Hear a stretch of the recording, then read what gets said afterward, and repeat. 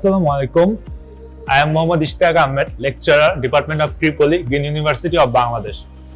Today, Green University, in association with Tripoli Department of Green University of Bangladesh, Tripoli Club, and its sister concern, the Green Robotics Society, has organized a workshop titled Workshop on Robot Controls, a Beginner's Guide.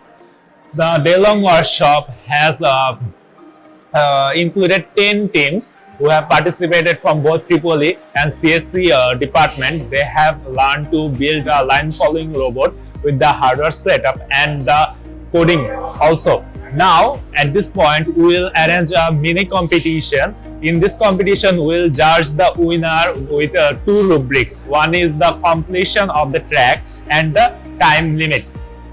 The team with less time, with less completion time and the completion of the whole track, will be rewarded by the Honorable Chairperson Dr. ASM Shiabuddin sir and the instructor ASM Ahsanul Sarkar Akib.